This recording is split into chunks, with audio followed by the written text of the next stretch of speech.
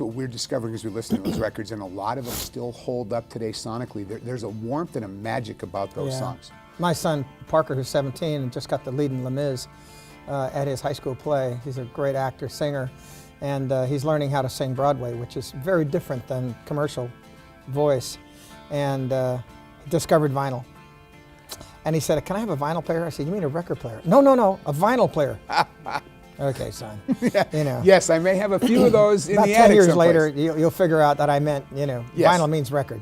Yeah. And so he just went to Barnes & Noble and went crazy. I mean, because there's enough magic. vinyl there that you can kind of pick and choose, you know. And not a lot of the country albums really, but there was more pop albums, rock albums in the 60s and 70s, and he was just like in heaven.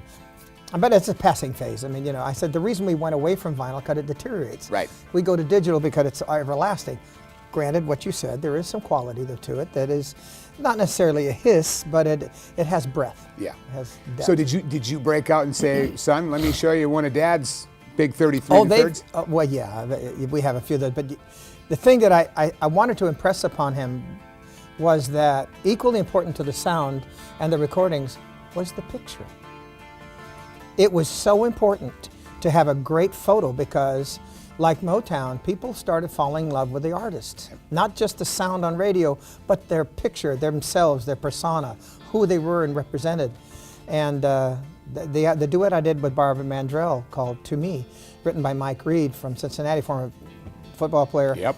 And came in the studio and sang it in 2 keys. I went, wow, he's a pretty good artist and a football player. Well, that photo session we did with her, Barbara Mandrell, was, I mean, I had never had a picture that good because she just knew how to take photos. Yeah, the records that all got us hot on radio there was a reason why they were all good. You know, I signed at the MCA label with Reba McEntire, George Strait, the Oak Ridge Boys, and Barbara Mandrell. And those records we made, it's amazing that we had such good quality when we did. We were working 300 days a year on the road. And that's what you did, every doghouse, outhouse, roundhouse, to build a fan base. I mean, if you didn't have it, you know, you're gonna, you know. And I'd take the newspaper clipping to the bank and I'd say, "Can I have another bus?" You know, because I'm doing well on radio.